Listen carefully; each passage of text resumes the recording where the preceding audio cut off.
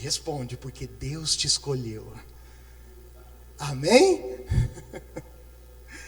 Amém, glória a Deus. Irmãos, é uma alegria estar aqui, depois de uma semana que passou ligeira, que passou rápido demais,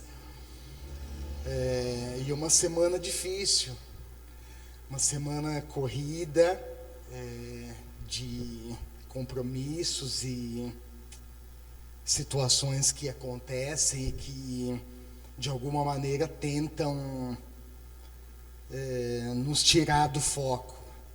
Eu não sei se isso acontece com você. Comigo acontece toda semana, irmãos, quase todos os dias. Mas graças a Deus, que é rico em misericórdia, que nos sustenta, que nos fortalece e que tem paciência conosco, tem compaixão e nos traz de volta para o caminho. Interessante, eu não vou falar disso, mas já falando, estou lembrando aqui, impressionante que durante 40 anos no deserto,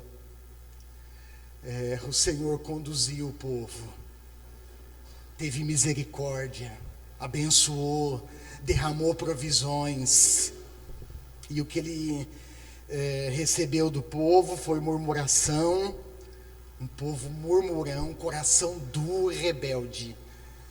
Mas Deus derramou misericórdia. E é assim, irmãos, que acontece na sua e na minha vida. É por isso que nós estamos aqui. Hoje eu quero, é Dia dos Pais, uma data comemorativa muito importante para nós brasileiros, embora nós ocidentais não valorizamos muito essas datas, né? Eu sei, nós valorizamos sim, mas assim, nós não damos tanta ênfase nessas datas comemorativas. Mas eu quero já de antemão parabenizar os pais que estão aqui, que Deus te abençoe, feliz Dia dos Pais. Todo ano eu sinto falta do meu pai, que saudade dele, nossa. Lembro e falo para os meus filhos lá em casa: aproveita que o papai ainda está por aqui. Aproveita, um dia o papai não estará mais. Abra sua Bíblia comigo, lá no livro de Atos. Na realidade, eu coloquei esse texto, na realidade um único versículo, para ilustrar toda a mensagem dessa noite. Logicamente, alguns outros textos nós vamos ver juntos. Mas Atos capítulo 13, verso 22, é a base, o start para a nossa conversa. O tema é esse que você está vendo: um homem segundo o coração de Deus. Eu vou fazer leitura na NVI. Está escrito assim: Lucas registrou, e muito bem registrado. Atos 13, 22. Depois de rejeitar Saul, levantou-lhes Davi como rei, sobre quem testemunhou: encontrei Davi, filho de Jessé, homem segundo o meu coração. Ele fará tudo o que for da minha vontade. Amém. Irmãos, infelizmente, eu comentei da data aqui do Dia dos Pais, mas infelizmente, como outras comemorações importantes, a cultura secular materialista, que ganha cada vez mais força na sociedade, transformou esse dia, como outros, numa oportunidade de lucro. Lá em casa, no Dia dos Pais, em outras datas também, eu falo para os meus filhos assim: meu melhor presente, ou melhor, deixa eu corrigir, o melhor presente que eu já tenho, Deus já me deu, é vocês. Lógico, eu não estou dizendo com isso que eu não gosto de ganhar presente, irmãos, eu gosto.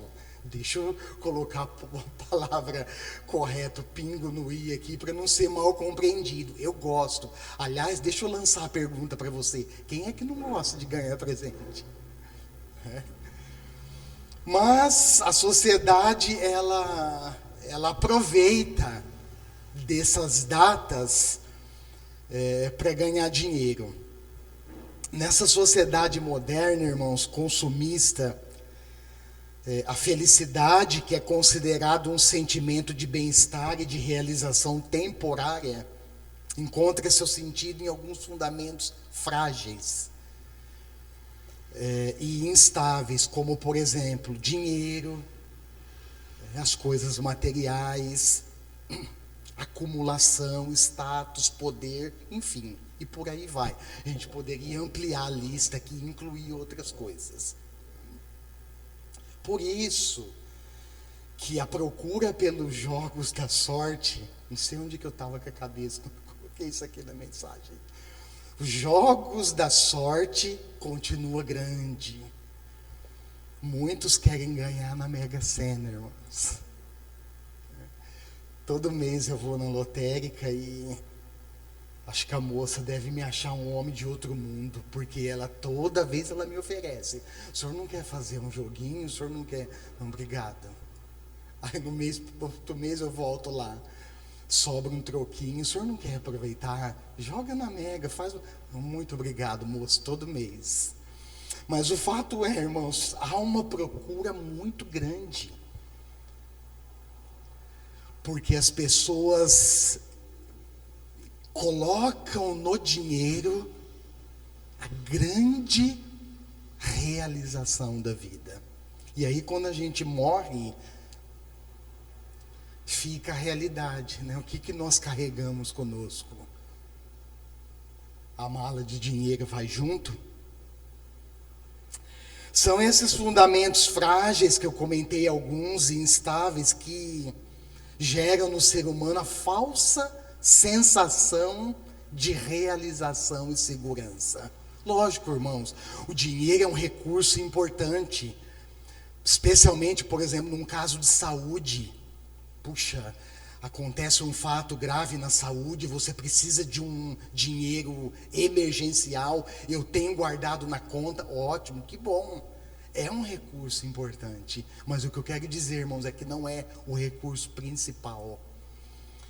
E se nós estabelecermos a nossa felicidade nesse aspecto, no dinheiro, infelizmente, nós estamos nos pautando numa falsa sensação de segurança e de realização. No Sermão do Monte, abre comigo aí Mateus 5, olha lá. O Senhor Jesus, na realidade, um dos ensinamentos mais longos e significativos que o Senhor Jesus ministrou aos discípulos e a multidões que o ouviam. Jesus ensina aqui para os seus discípulos, olha lá, Mateus 5, 1 ao 11. Ele ensina que as qualidades recomendadas por ele resultam não em bênçãos materiais, mas em bênçãos espirituais. Olha lá, Mateus 5, 1 ao 11. Vendo as multidões, Jesus subiu ao monte e se assentou. Seus discípulos aproximaram-se dele e ele começou a ensiná-los, dizendo: olha só, bem-aventurados os pobres em espírito, pois deles é o reino dos céus. Bem-aventurados os que choram, pois serão consolados. Bem-aventurados os humildes, pois eles receberão a terra por herança. Presta atenção na herança, nas bênçãos que Jesus registra aqui. Bem-aventurados os que têm fome e sede de justiça, pois serão satisfeitos. Bem-aventurados os misericordiosos, pois obterão misericórdia. Bem-aventurados os puros de coração, pois verão a Deus. Bem-aventurados os pacificadores, pois serão chamados filhos de Deus. Bem-aventurados os perseguidos por causa da justiça, pois deles é o reino dos céus. Bem-aventurados serão vocês, quando por minha causa os insultarem, os perseguirem e levantarem todo tipo de calúnia contra vocês. Alegrem-se e se regozijem, porque grande é a sua recompensa nos céus. Pois da mesma forma perseguiram os profetas que viveram antes de vocês. Olha só, cada bem-aventurança registrada aqui atesta essa realidade. pobres em espírito, pois deles é o reino de Deus, e assim por diante. Quando eu me deparei com esse texto, eu lembrei do que João Calvino escreveu.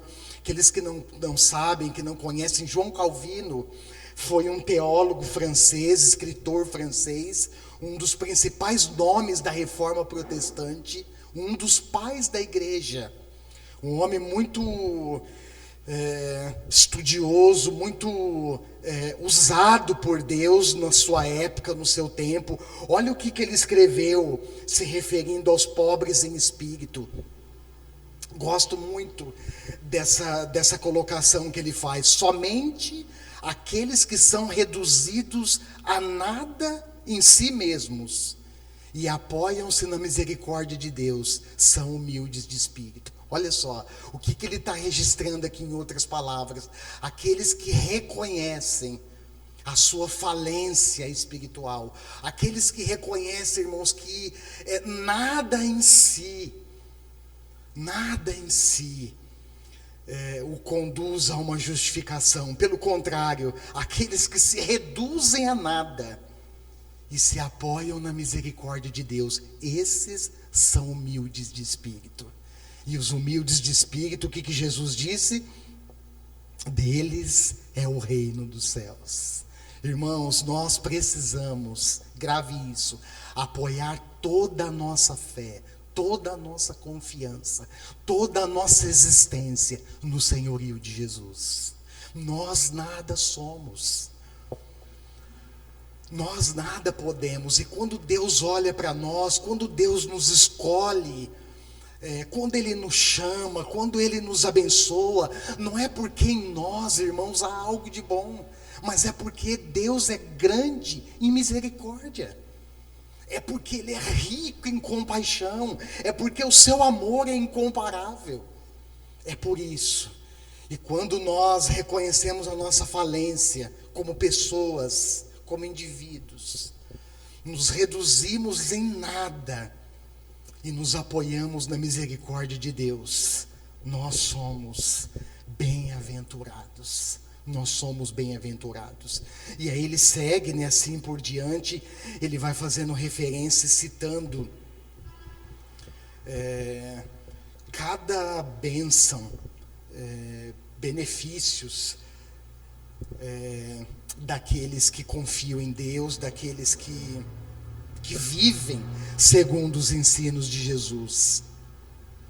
Felicidade, segundo o padrão humano, é subjetiva. Talvez possa perguntar para você: você é feliz?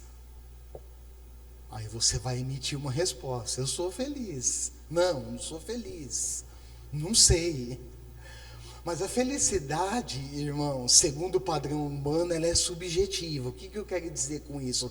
Ela tem origem na nossa própria mente.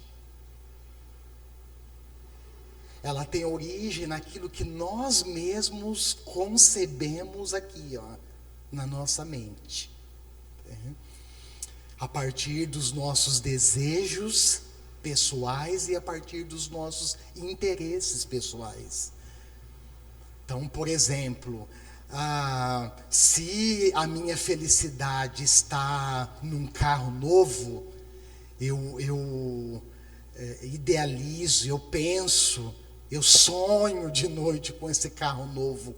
E em algum momento da minha vida eu recebo, eu compro, eu adquiro esse carro novo, eu posso dizer subjetivamente que eu sou uma pessoa feliz.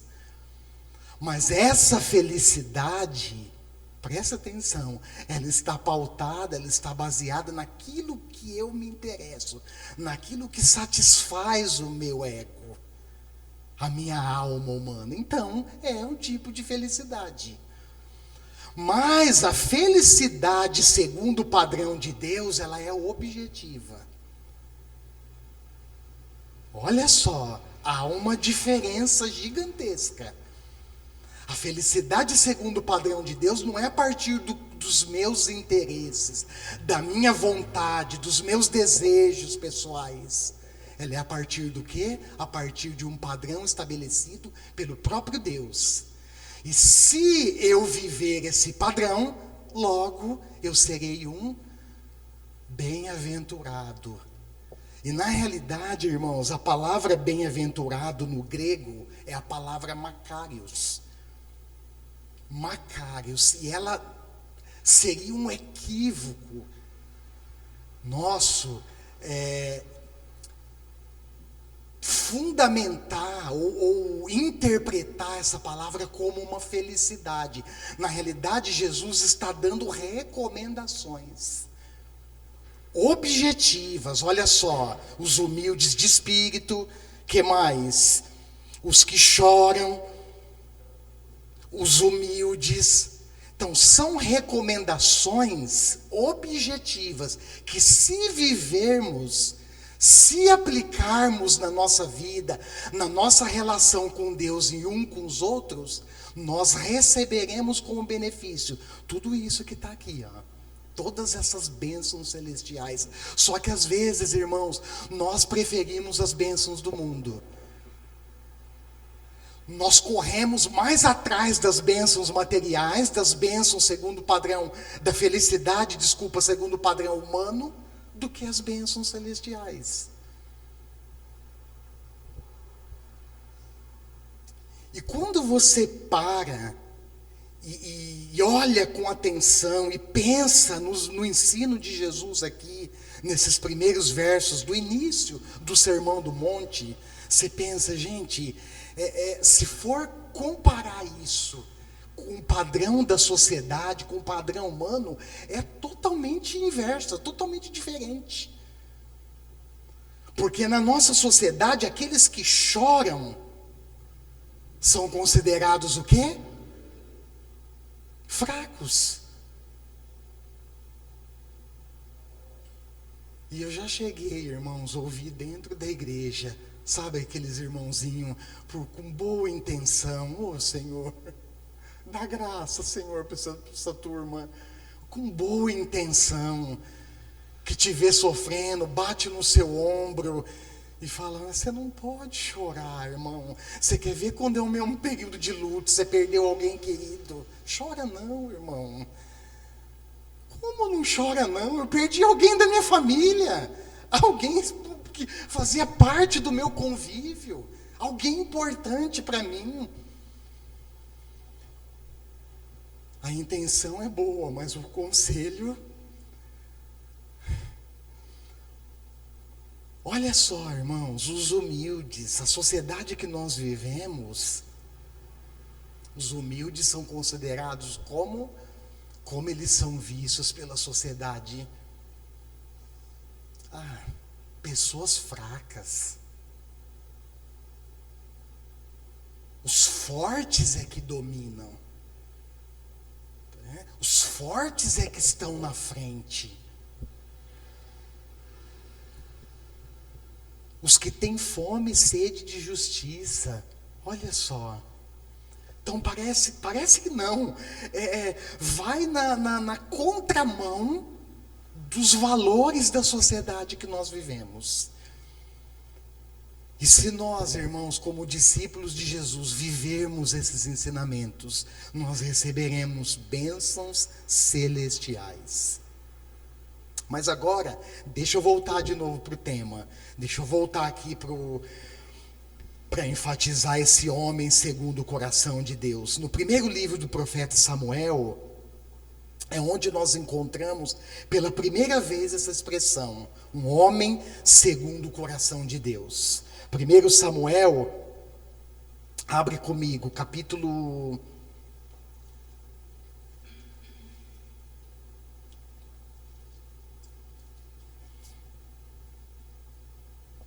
1 Samuel, capítulo 16.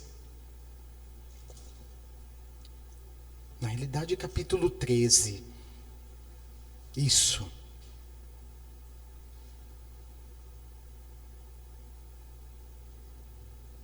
Primeiro Samuel, capítulo 13, verso 13 e 14. Disse Samuel, você agiu como tolo desobedecendo ao mandamento que o Senhor, o seu Deus, lhe deu. Se você tivesse obedecido, ele teria estabelecido para sempre o seu reinado sobre Israel. Mas agora o seu reinado não permanecerá. O Senhor procurou um homem segundo o seu coração e o designou líder do seu povo, pois você não obedeceu ao mandamento do Senhor. Aqui aparece essa primeira expressão, primeira referência de um homem segundo o coração de Deus. E se dá a partir de um episódio muito conhecido por nós. Deus chama Saul, estabelece ele como rei de Israel, envia ele numa batalha contra os filisteus. E no meio da batalha, vou resumir por causa do tempo, tá, irmãos? Mas vale a pena estudar na sua casa. 1 Samuel capítulo 13, 14, 15 e 16. No meio da batalha, quando os soldados se percebem acuados diante do inimigo e começam a se dispersar de medo, Saul, ao invés de esperar o prazo que Samuel havia estabelecido para oferecer o sacrifício, o que ele faz?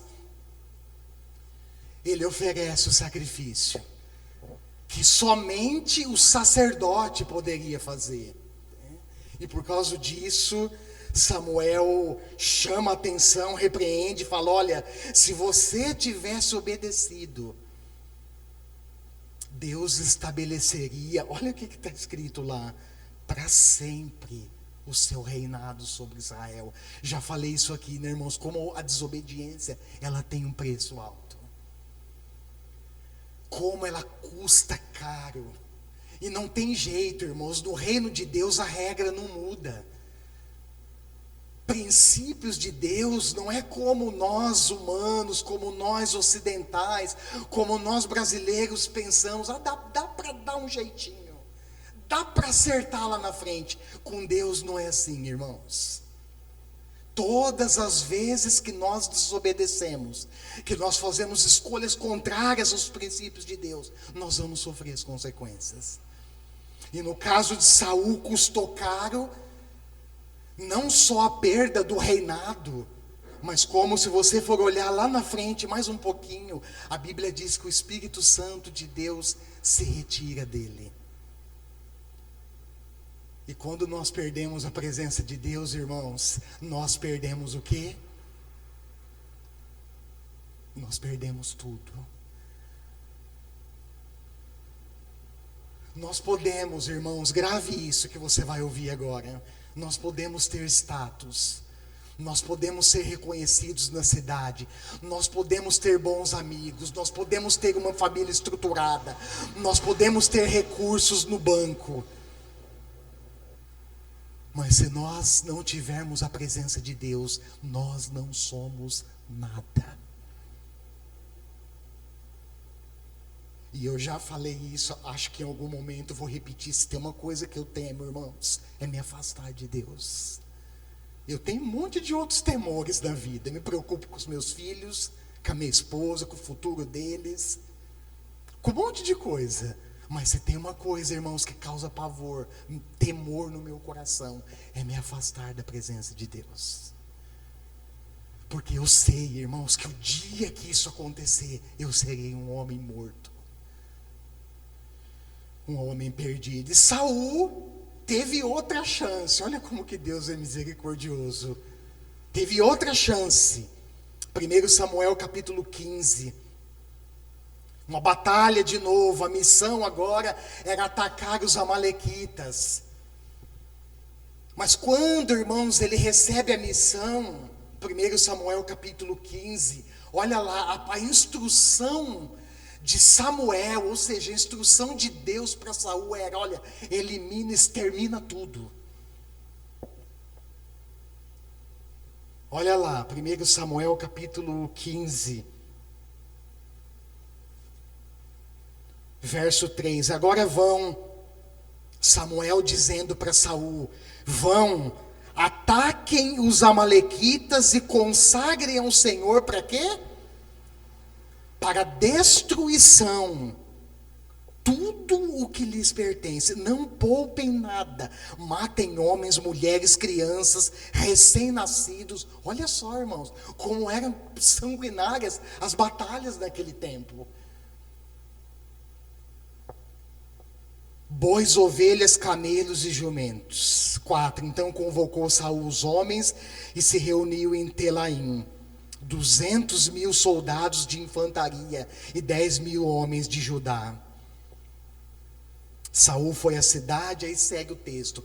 O que acontece? Eles vencem a batalha, mas o que Saul faz? Ao invés de eliminar tudo, ele poupa o melhor do gado, o melhor da ovelha, inclusive Agag, que era o rei amalequita. Olha o que Samuel disse, olha a resposta de Samuel para ele, verso 22 e 23. E essa resposta do profeta, irmãos, para Saul, se fundamenta numa doutrina essencial da fé. Qual é essa doutrina, pastor? É a obediência.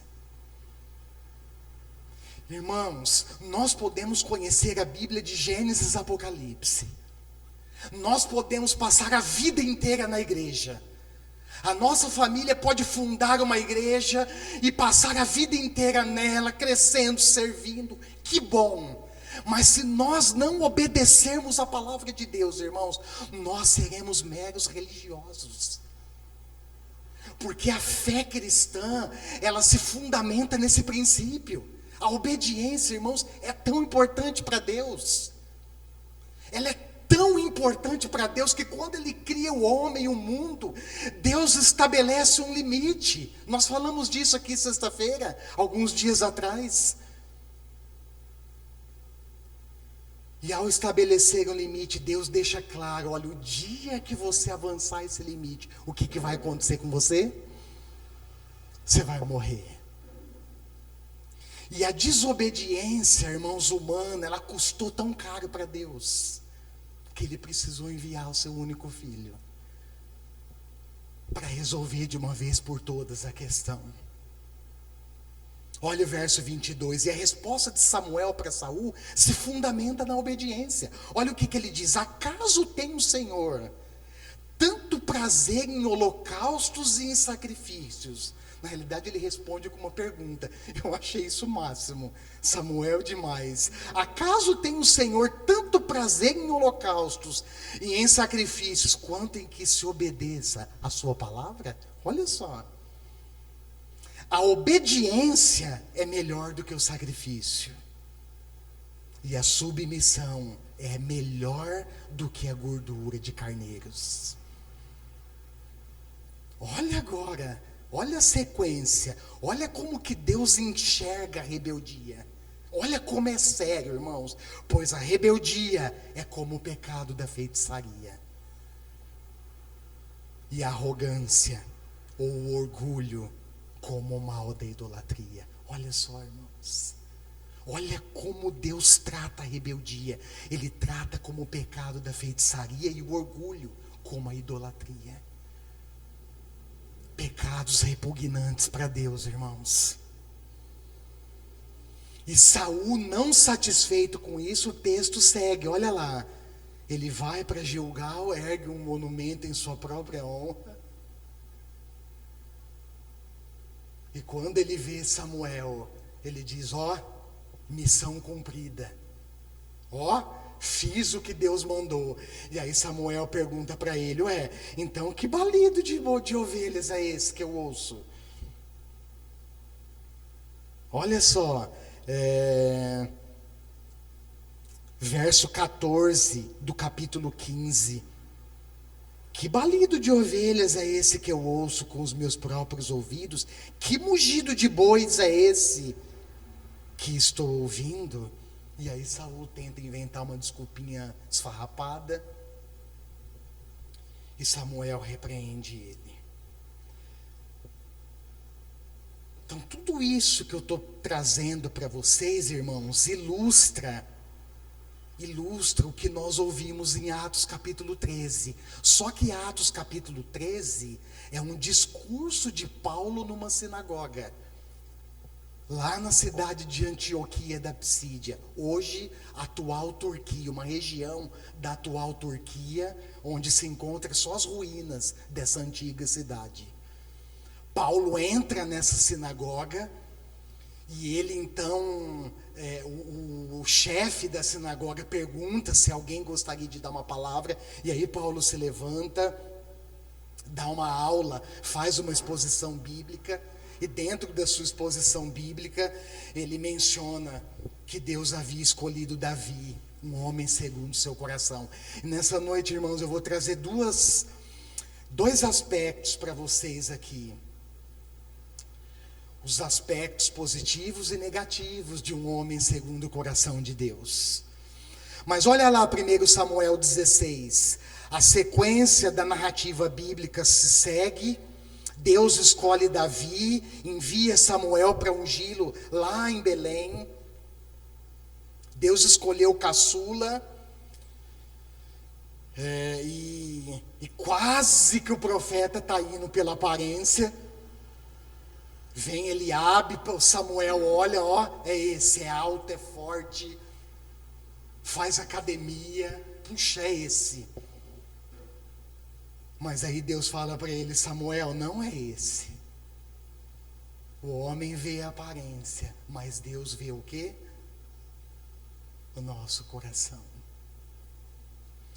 E nesse momento, irmãos, diante dessa ilustração toda, uma pergunta que não quer calar é: por que Davi foi considerado um homem segundo o coração de Deus? Você já tinha feito essa pergunta quando você estudou o texto? Por quê? Quais as qualidades que lhe conferiu esse título? Mas pastor, agora eu vou trazer alguns exemplos negativos, mas Davi não foi aquele que cometeu adultério e homicídio? Foi, é esse Davi. Olha lá, 2 Samuel capítulo 11. Tomou Batseba, inclusive lá em Jerusalém. Eu estive na cidade de Davi. Eles escavando, acharam a cidade, irmãos. As ruínas, os alicerces, as ruínas da cidade estão lá. Inclusive nós ficamos num local onde um dos guias citou que era o terraço. Possivelmente o terraço de onde Davi avistou Batseba tomando banho. Então ele toma ela, só que tinha um problema. Qual é esse problema, pastor? Ela era casada.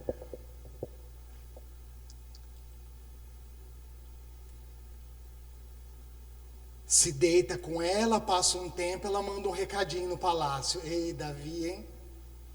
Sabe o que é, rei? Tô grávida. E aí, o que Davi faz, irmãos? Ele bola um plano. Ele trama. Se o Davi estivesse aqui, ele ia pegar no meu pé. Pai, ninguém mais fala trama. Pois é, eu falo. Ele trama toda uma situação. Manda colocar Urias, irmãos. O texto diz que Urias, diz não, nós vemos lá, diz e nós comprovamos. Era um soldado fiel. Irmãos, se tem coisa difícil, se tem coisa terrível, é você ser apunhalado, você ser traído por pessoas. Urias era um soldado fiel. O texto diz que na primavera, quando os reis saíam para a batalha, Davi fica no palácio. Foi nesse momento que ele avistou Batseba. E aí ele chama Urias e fala: faz o seguinte, Urias, vai para casa. Fica com a sua esposa, curte ela. E o texto diz, irmãos, que ele dorme na porta do palácio, na entrada. Tal era a fidelidade. Ele não foi para casa. E ele deu justificativa. Ele falou: rei, como que eu posso? Os meus companheiros estão na batalha. A batalha está em pleno vigor. Como é que eu posso ir para casa? Eles estão correndo perigo de vida. Como é que eu posso ir para casa, descansar, me deitar com a minha mulher? E ele permanece fiel, irmãos. E Davi então faz todo o seu trama, manda colocar Urias na linha de frente de batalha, onde a batalha era mais forte. O que acontece com Urias? É atingido e morre. Comete adultério, homicídio. Esse é o Davi. Pastor, mas ele não é um homem segundo o coração de Deus? Quer ver outro, irmãos? E como pai, hoje é dia dos pais. E Davi na posição de pai? Só que não. Olha lá, 1 Reis 1:6. Primeiro livro de Reis, capítulo 1, verso 6. Ele falhou na correção dos filhos, irmãos. Quando ele envelheceu, um dos seus próprios filhos, chamado Adonias, tentou usurpar o trono. E olha o que o autor do primeiro livro de Reis escreve: seu pai, está falando de Davi em relação a Adonias, nunca o havia contrariado. Irmãos, aqui tem uma grande lição para nós como pais. Se nós não dissermos não para os nossos filhos, se nós não contrariarmos os nossos filhos, se nós não formos firmes com eles, nós vamos chorar lá na frente. Esses dias eu estava conversando com uma pessoa, ela falou: pastor, o senhor é firme com o Davi e com a Esther, né? Falei: sou mesmo. Eu amo eles, irmãos, são meus filhos.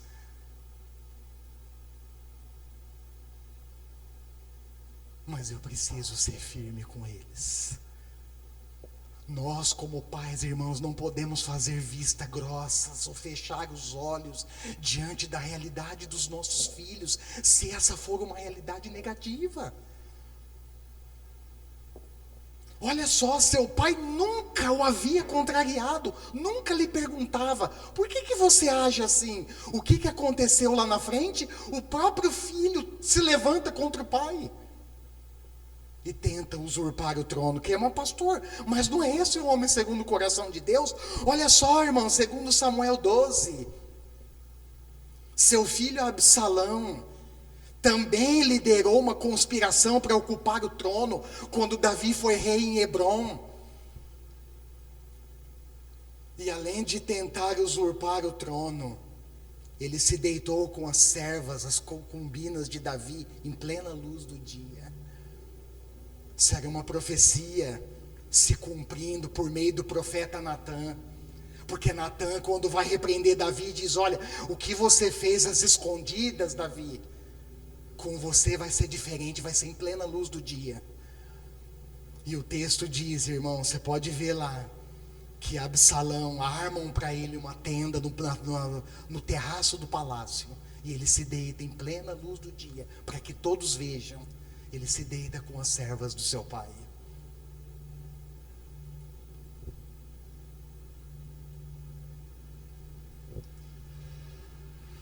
Mas nem tudo é negativo na história de Davi. E as qualidades dele, pastor? Eu não sei se você já ouviu, alguém já alguém já falou ou disse isso para você. Eu já ouvi algumas vezes. As suas qualidades são maiores do que os seus defeitos. E as qualidades de Davi? Vamos lá. Primeira, Davi tinha um coração arrependido. Olha só, segundo Samuel 12:13. Abre junto comigo esse texto, vai um pouquinho para frente. Vale a pena, segundo Samuel, fazer leitura 12, capítulo 12, verso 13. Quando Natã repreende ele.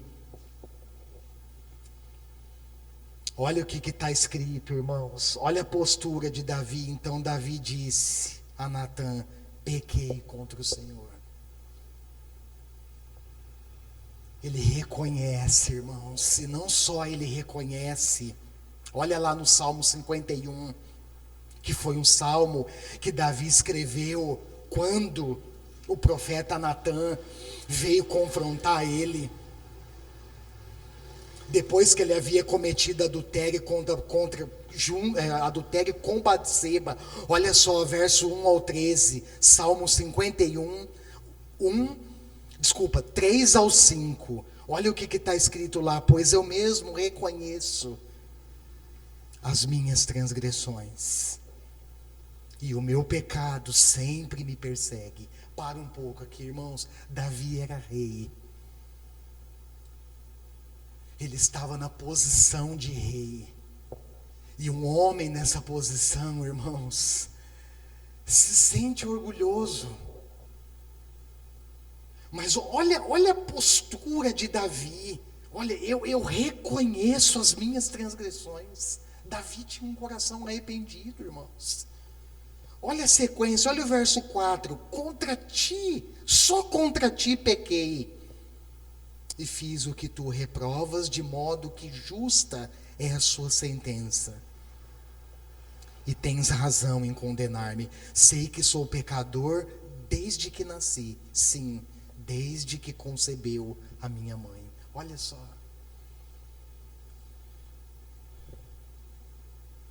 Segunda qualidade, Davi tinha um zelo e um temor pela presença de Deus, irmãos. Não dá tempo de entrar nesse texto, mas grava ou anota aí, 1 Crônicas, capítulo 13.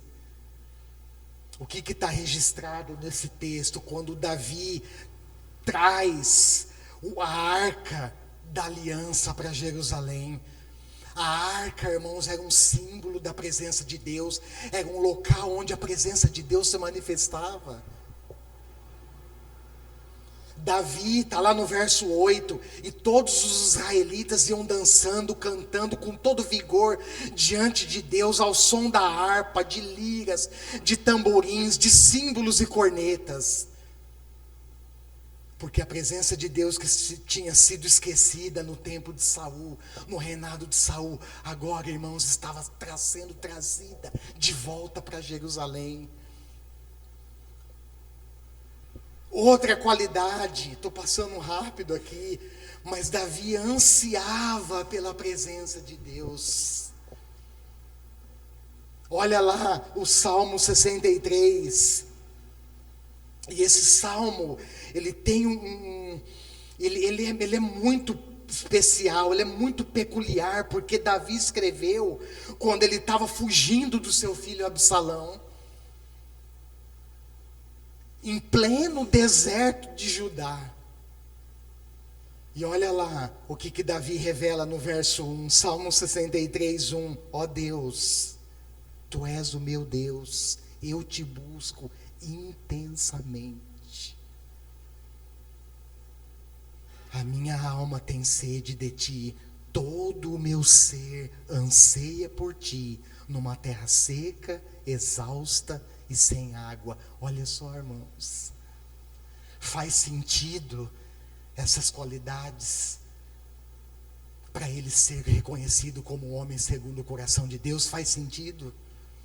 Davi era um homem, irmãos, que a despeito dos seus erros, assim como eu e você, nós erramos, nós pisamos na bola, irmãos. Mas o coração de Davi ansiava pela presença de Deus intensamente.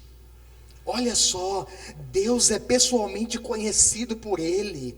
Ó Deus, Tu és o meu Deus.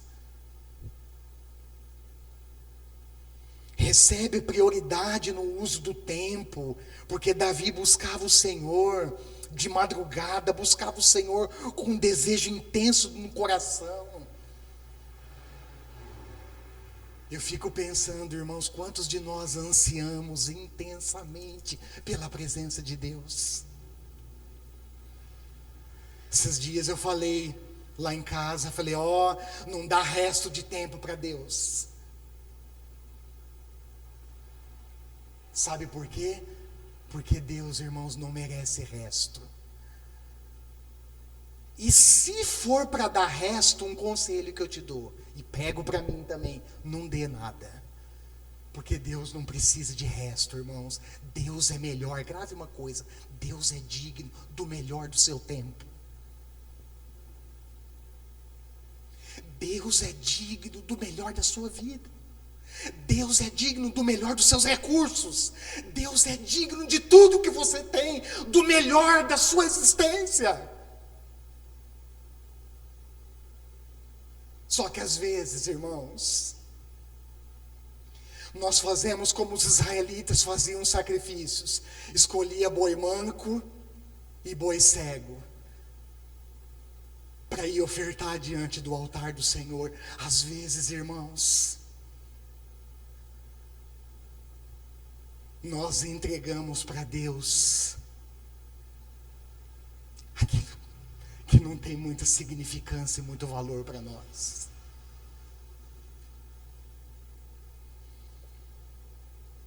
Pastor, faz sentido? Por que Davi foi considerado um homem segundo o coração de Deus? Porque o anseio dele, irmãos, mais intenso era estar com Deus. E inclusive, eu não vou entrar aqui, não dá tempo, ele constrói uma tenda. Lembra? E lá no Novo Testamento, lá na frente, Deus fala, olha, eu vou reconstruir a tenda de Davi. Sabe por quê, irmãos? Aquela tenda era um lugar de encontro com Deus. Você tem se encontrado com Deus diariamente? Você marca um encontro com Ele diário e não abre mão desse encontro por nada?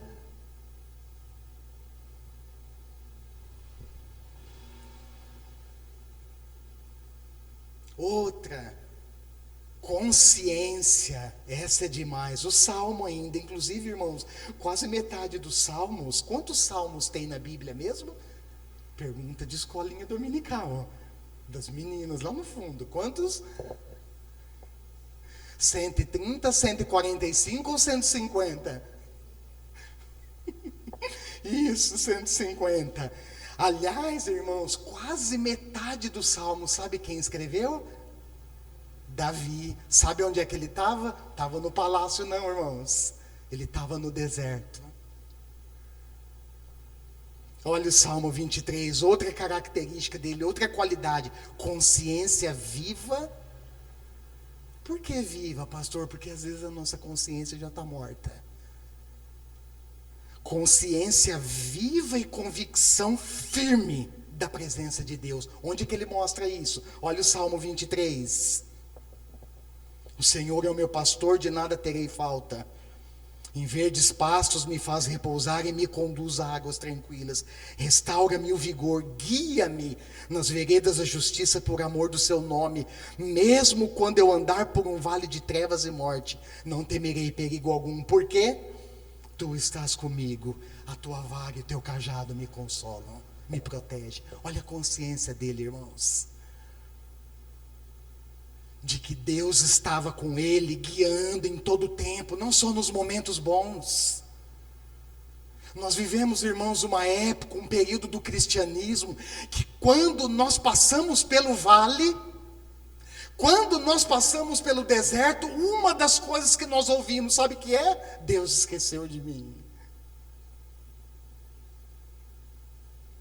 Mas olha a consciência de Davi, Senhor, tu estás comigo todo o tempo. No tempo de refrigério e no tempo de luta. Mas o que fez diferença na vida dele, irmãos? Essa consciência. Se nós não desenvolvermos essa consciência, irmãos, nós caímos no engano da murmuração e no engano de que Deus não está conosco. Pelo contrário, Ele está conosco. Mais uma. Eita, Davi, hein? Antes de fechar. Essa é demais, essa eu gosto também. Perspectiva e confiança centralizada, sabe em quem? No Senhor. Dá um exemplo, pastor, de outros que tem. Estou citando alguns. 1 Samuel 17. Diante de um grande desafio. Quem era o desafio que estava na frente dele? O desafio tinha nome: Golias. Armado até os dentes e guerreiro desde a sua mocidade, estava parado diante de Davi.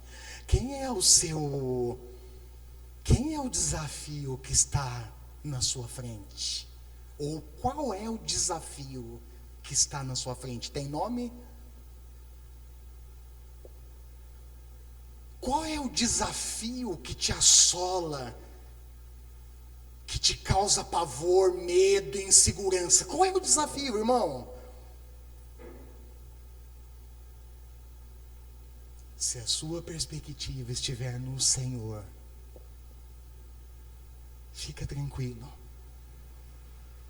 Ele vai te fortalecer, Ele vai te dar graça, Ele vai te dar vitória. Amém?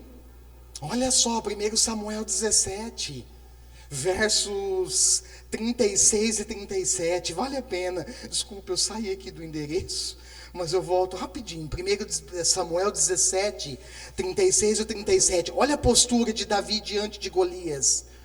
Teu servo pode matar um leão e um urso. Esse filisteu incircunciso será como um deles, pois desafiou o exército do Deus vivo. O Senhor que me livrou das garras do leão e das garras do urso, me livrará das mãos desse filisteu. Diante disso, Saul disse a Davi: vá e que o Senhor esteja contigo. E nós sabemos a continuação, né, irmãos? Não preciso falar. Davi derrota Golias com sua própria espada, degola o gigante e leva a cabeça como prêmio. É esse aqui que era o desafio de vocês, esse aqui que estava causando pavor e medo. E eu quero encerrar, irmãos, destacando a importância, já que hoje é dia dos pais, a importância da figura paterna para os filhos. Já falei aqui, né? Saudade do meu pai. Pai que está aqui, presta atenção no que você vai ouvir. A representatividade saudável do pai. Por que, pastor, existe a representatividade negativa? Infelizmente, irmãos.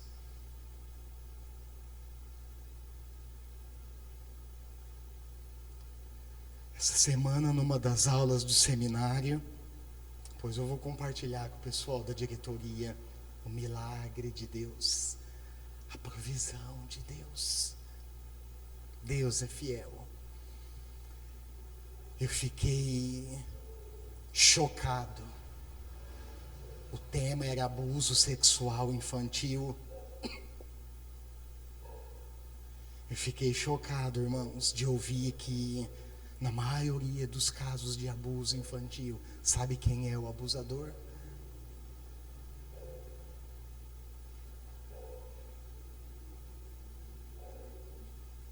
O próprio pai.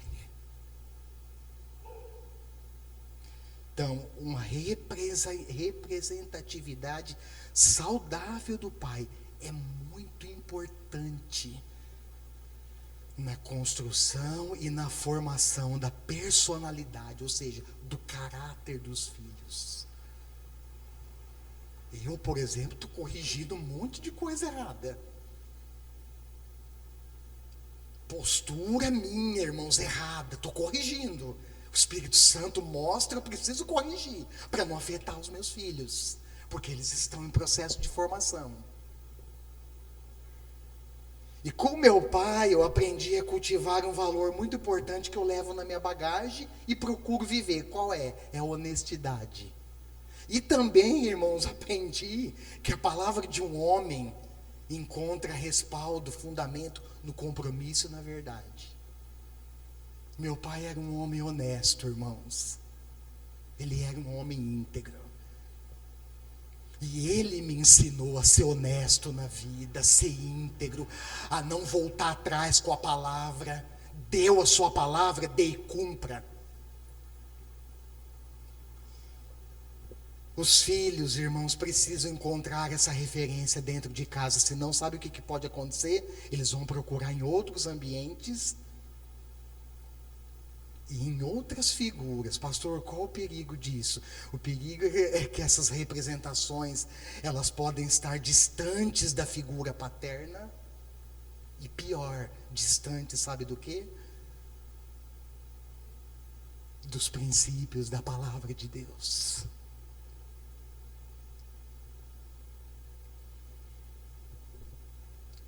Vou lançar uma pergunta para os pais. Você, pai, é referência saudável para o seu filho?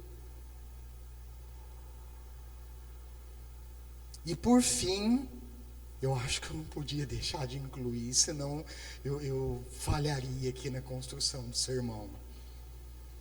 A relação de Jesus com o Pai. Nós encontramos o modelo perfeito e completo, irmãos, de vínculo afetivo. Jesus e o Pai. O Filho e o Pai e o Filho. E esse vínculo, ele foi alicerçado e construído sobre princípios e valores essenciais. Um deles, eu vou passar rápido os textos por causa do tempo. Primeiro, afirmação. Mateus 3, 16 e 17. Logo após ser batizado, Jesus saiu da água.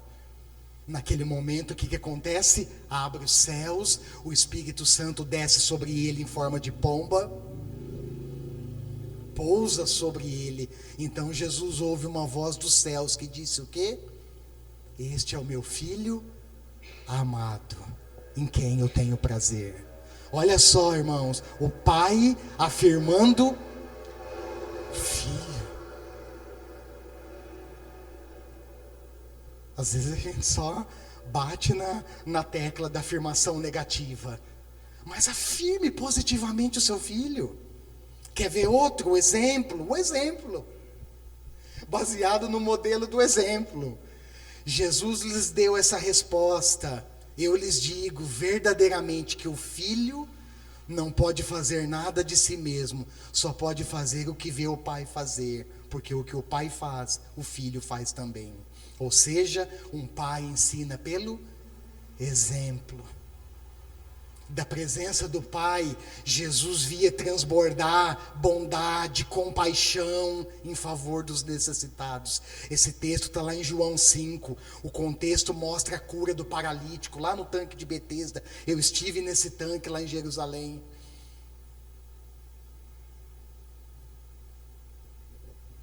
O Pai ensina pelo exemplo. Olha, o que o Pai faz, o Filho vê e reproduz. E por último, irmãos, não é porque está por último tem menos importância, pelo contrário, é obediência. De novo, Jesus fez a vontade do Pai, concluindo a obra que recebera dele. Olha lá em João 4,34, o contexto é a conversa com a mulher samaritana e com os discípulos. Lá no poço de Jacó, Jesus disse o seguinte: a minha comida é fazer a vontade daquele que me enviou e concluir a sua obra.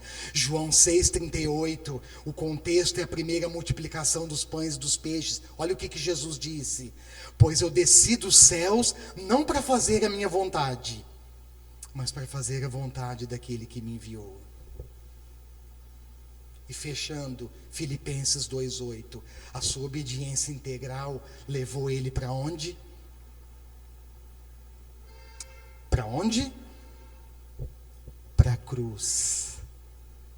Paulo, escrevendo em Filipenses 2,8, diz: olha, ele foi obediente até a morte e morte de cruz. Feche os seus olhos.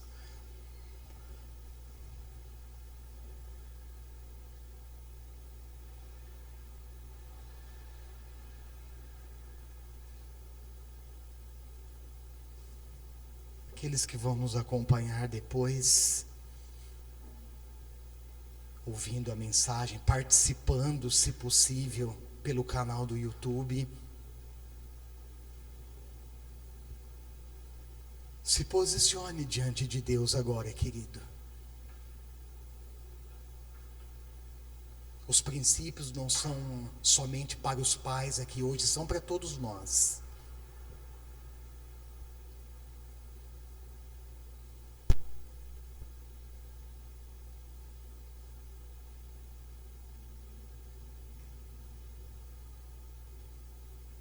Um homem segundo o coração de Deus. Quem é você? Você é esse homem, você é essa mulher.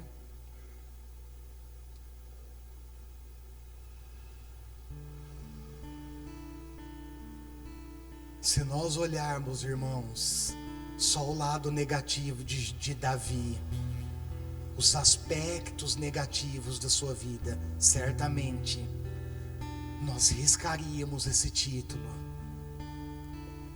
que é conferido a ele. Mas tem o outro lado da história. As qualidades. Lembra quando Samuel foi ungir um dos filhos de Jessé? Deus disse: olha, Samuel, o homem vê a aparência, mas eu vejo o coração.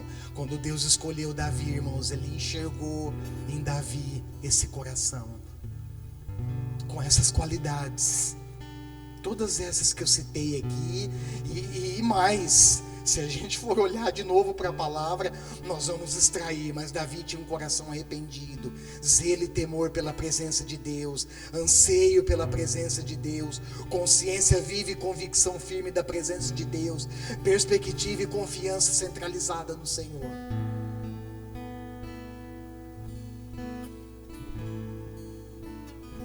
Eu quero, irmãos, que Deus olhe para mim e encontre essas características e outras além dessas.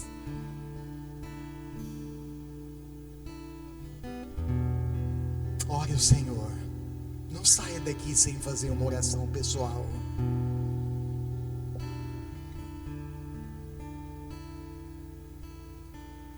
Se tem uma coisa que nós não podemos, irmãos, é esconder de Deus quem nós somos. Nós até escondemos das pessoas, mas Ele é aquele que sonda o profundo do nosso ser, da nossa alma.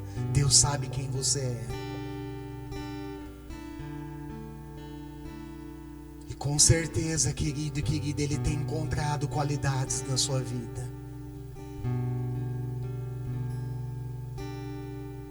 E o desejo de Deus, irmãos, eu creio nisso, por isso vou falar. O desejo de Deus é que você avance. O desejo de Deus é que essas qualidades que vêm dele para nós aumentem cada vez mais. E olha, eu vou arriscar aqui e dizer que dentre essas qualidades que eu citei,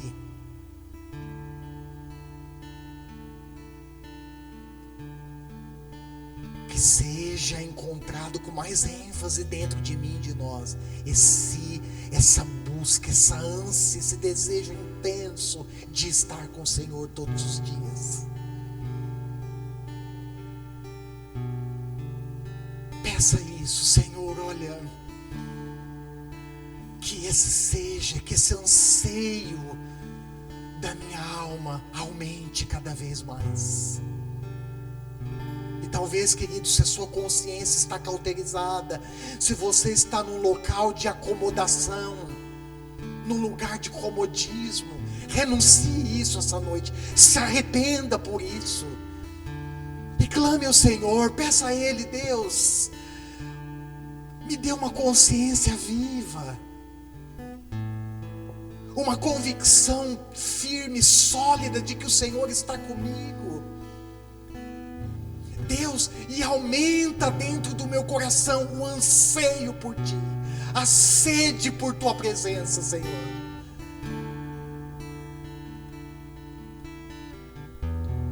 De maneira que eu queira estar com o Senhor toda hora, todo dia, toda hora, em todos os momentos.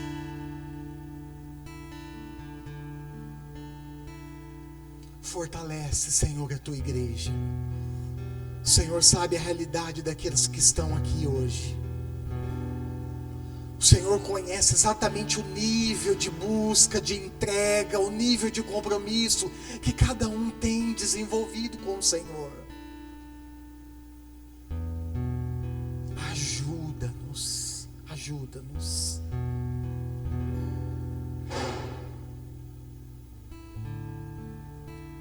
Eu não quero, Senhor, sinceramente, eu oro por mim nesse sentido. Eu não quero, Senhor, estacionar ou me acomodar no nível de mediocridade. Eu não quero, pelo contrário, o meu desejo é avançar mais e mais. O meu desejo é que o meu coração seja cada dia mais tomado por esse anseio, por essa busca, esse anseio, uma sede intensa por Ti, um anseio intenso por Tua presença, que me coloque de joelhos diante do Senhor todos os dias da minha vida,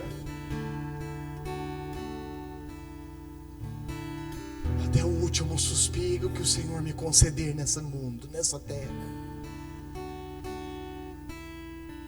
O meu anseio seja por Ti, como a corça suspira por águas, que o meu anseio seja por Ti e por Tua presença. Que assim seja, que essa seja a realidade, que esse seja o anseio no coração dos meus irmãos e das minhas irmãs que estão aqui nessa noite. Em nome de Jesus. Em nome de Jesus. Amém. Amém, irmãos.